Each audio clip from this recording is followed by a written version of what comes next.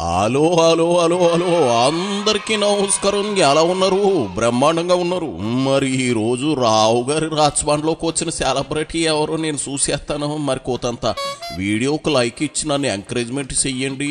మరి మీరు నాకు చేసే ఎంకరేజ్మెంట్ వీడియోకి లైక్ ఇవ్వడం, అలాగే మన కేకే న్యూస్ని ఎవరైతే సబ్స్క్రైబింగ్ చేసుకోలేదో ఇప్పటి వరకు వాళ్ళు చేసుకుని నన్ను మరింత ముందుకు నడిపిస్తే మరిన్ని వీడియోలు మీ ముందుకు తీసుకొస్తాను. మీరు ఆ పనిలో ఉండండి. ఎవరు బాబు? ఓహో, అమ్మయ్య, జగన్ జైలుకి వెళ్ళి అంబటిని పరామర్శించకపోయినా ఈ ట్రిప్లో రాంబాబు ఫ్యామిలీని ఓదార్చడానికి వచ్చాడు. సరే వచ్చాడు కదా, ఏమైనా వ్యాలిడ్ పాయింట్లు మాట్లాడా అంటే అది లేదు. పేపర్లో అట్టుకుని స్పీచ్ మొదలెట్టాడు. పదే ఆశ్చర్యం ఏంటంటే అంటా ఉన్నాడు, ఇంతకీ జగన్ ఆశ్చర్యానికి లోన్ చేసిన అంశాలేంటో ఆ గోలేంటో మనం కనుక్కుందాం రండి. ఇదిగో జగన్ ఏంటి కాదా, వండర్స్ ఏం జరిగాయో చెప్పు. ఆశ్చర్యం కలిగించే విషయం ఏంటంటే తప్పుడు కేసులో ఇల్లీగల్ గా ఆయన్ని అరెస్ట్ చేయడమే కాకుండా స్టేషన్ లో ఈ నల్లపాడు సిఐ వంశీ అట, పట్టాభిపురం సిఐ ఇంకొకడు వెంకటేశ్వర్లు అంట, వీళ్ళు అంబటి రాంబాబు అన్నను ఫిజికల్ గా కొట్టడం జరిగింది. ఫిజికల్ గా ఒక మంత్రిని కొట్టడం, అబ్యూస్ చేయడం. నిజంగా ఏం ప్రజాస్వామ్యంలో ఉన్నామా లేదా అని ఆలోచన చేయమని అడుగుతా ఉన్నా నేను. ఎల్లకాలం ఈ ప్రభుత్వం ఉండదు. దాదాపుగా 200 మంది సిఐలు, ఎస్ఐలు, డిఎస్పీలు ఇటువంటి వాళ్ళు విఆర్లో ఉన్నారు. మీ ప్రభుత్వంలో మీరు వీళ్ళందరినీ కూడా పక్కన పెట్టిన పరిస్థితిలో వాళ్ళంతా ఉన్నారు. కేవలం మీకు సంబంధించిన వాళ్ళని కొంతమందిని మాత్రమే సిఐలుగా వేసుకున్నారు, కొంతమందిని మాత్రమే మీకు సంబంధించిన వాళ్ళని డిఎస్పీలను వేసుకున్నారు, డిఐజీలను మీ వాళ్ళని వేసుకున్నారు, ఎస్పీలు కత్యంతరం లేక మీకు ఊడిగం కాస్తా ఉన్నారు. ఇదిగో జగన్ రెడ్డి, మళ్ళీ దొరికిపోయావు. నీకు ఆశ్చర్యం కలిగించే అంశాలను కాసేపు పక్కన పెట్టి ఇందాక ఏదో అన్నావు, ఓ పాలి మళ్ళీ చెప్పు. అంబటి రాంబాబు అన్నను ఫిజికల్ గా కొట్టడం జరిగింది.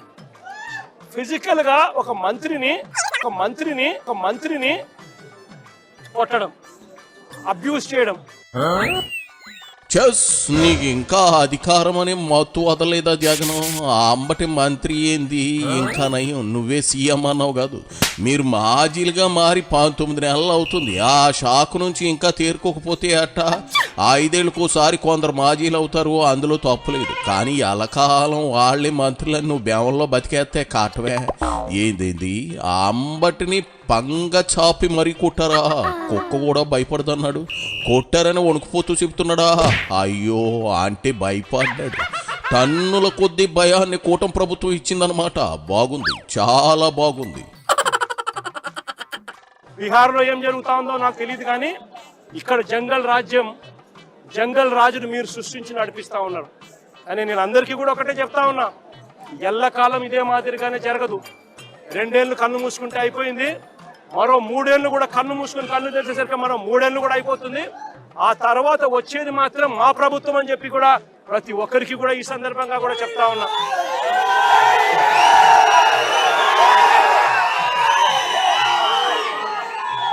చంద్రబాబు నాయుడు గారికి చెప్తా ఉన్నాను, ఆయన కొడుకు చెప్తా ఉన్నాను, ఆయనకు కొమ్ము కాస్తా ఉన్నా ఆయన పార్టీ ఇతర పార్టీ నాయకులకు చెప్తా ఉన్నాను, ఆయనకు కొమ్ము కాస్తా ఉన్నా ఇలాంటి పోలీసు అధికారులకు కూడా చెప్తా ఉన్నాను. ఎల్లకాలం ఇలా అన్యాయం చేస్తా ఉంటే మాత్రం ఎప్పుడు కూడా దేవుడు చూస్తూ ఊరుకోవడాన్ని మాత్రం గుర్తుపెట్టుకోండి. ఖచ్చితంగా మీకు మొట్టికాయలు పడతాయి. రేపు పొద్దున మా ప్రభుత్వం వచ్చిన తర్వాత వీటి అన్నిటి మీద కూడా ఎంక్వైరీలు వేస్తాము, వడ్డీతో సహా చెల్లిస్తారు అని కూడా ఈ సందర్భంగా అందరికీ కూడా చెప్తా ఉన్నాం. బీహార్ గురించి తెలియకపోవడానికి ఏముంది Jagan Reddy, same to same 2019 నుంచి 2024 వరకు నడిపావు కదా, అలాగే ఉంటుంది. రాజారెడ్డి రాజ్యం ఈజ్ ఈక్వెట్ టు బీహార్ అనుకో. కొత్తగా నీకు చెప్పేది ఏముంటది? ఏందేంది ఏదో సెలవిచ్చావు, 2 ఏళ్ళు కళ్ళు మూసుకోటే అయిపోయిందా? అవలేదు. ఆ మాట అంటే నేను ఒప్పుకోను. నీకు యలాంక ప్యాలెస్ లో అలా కళ్ళు మూసుకుంటే గడిచిపోతుందేమో గాని వంశీని ఆ మాట అనను. పోనీ మీ చెవిరెడ్డి ఆ మాట అనమను, నీ ముద్దుల శిష్యుడు జోగిని ఆ మాట అనమను. అంతెందుకు రేపో మాపో రాంబాబు దగ్గరికి వెళ్తావుగా, ఆయన అనమను. ఎవరు అనరు. ఆనలేరు కూడా. వాళ్ళ తప్పులకి తగ్గ శిక్షలు వాళ్ళు అనుభవిస్తా ఉన్నారు.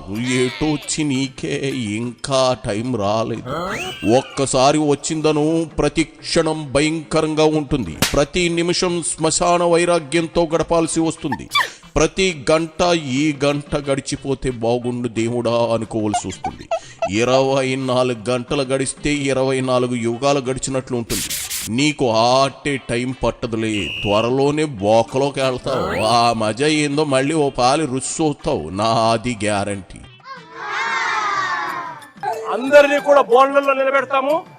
సాక్ష్యాలు ఆధారాలతో సహా యూనిఫామ్లు ఒక్కొక్కరికి కూడా ఇప్పించి వీళ్ళందరితో పాటు ఈ కాన్స్పిరసీలో భాగమైన ఇతర రాజకీయ నాయకులు ఎవరైతే చేసినారో వాళ్ళందరినీ కూడా ఒక్కలో పెట్టి న్యాయం జరిగేట్టుగా వడ్డీతో సహా వీళ్ళంతా కూడా చెల్లించే పరిస్థితి కూడా వస్తుందని కూడా ఈ సందర్భంగా ప్రతి ఒక్కరికి కూడా హెచ్చరిస్తా ఉన్నా. జరుగుతా ఉన్నది విషపూరిత విత్తనాలు నాటుతా ఉన్నారు. దయచేసి ఈ విషపూరిత విత్తనాలు నాటడం ఇప్పటికైనా ఆపండి. ఇది గన ఆపకపోతే గన రేపొద్దున ఈ విషపూరిత విత్తనాలు మీరొక్కరికే మీకు మాత్రమే వర్తిస్తాయని అనుకోవాకండి. ఈ రోజు వైఎస్ఆర్సీపీకి సంబంధించిన ప్రతి గ్రామ స్థాయిలో కూడా ప్రతి కార్యకర్త కూడా దెబ్బతినున్నాడు, ప్రతి నాయకుడు దెబ్బతినున్నాడు. మీరు చేస్తా ఉన్న అన్యాయానికి వీళ్ళంతా కూడా దెబ్బతిని ఉన్నారు. వీళ్ళంతా రేపొద్దున మా ప్రభుత్వం వచ్చినప్పుడు వీళ్ళంతా కూడా మీ విషపూరిత విత్తనాలు ఆ రోజు పెద్ద చెట్లు అయినప్పుడు వీళ్ళు కన్నా స్పందిస్తున్నప్పుడు మీకేం జరుగుతుంది అని కూడా ఆలోచన చేసుకోమని చెప్పి చంద్రబాబు నాయుడు గారిని గట్టిగా హెచ్చరిస్తా ఉన్నా.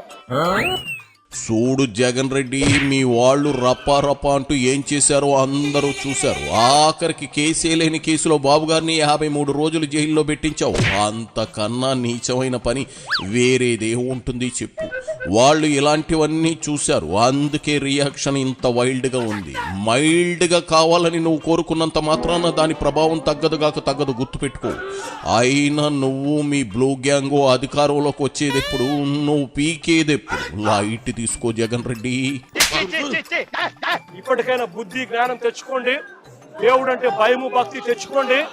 దేవుడంటే భయము భక్తితో బుద్ధి జ్ఞానంతో మంచి పరిపాలన ఇచ్చి ప్రజలకు మేలు చేసి వాళ్ళ గుండెల్లో స్థానం సంపాదించుకునే కార్యక్రమం చంద్రబాబు నాయుడు గారు చేయాలి.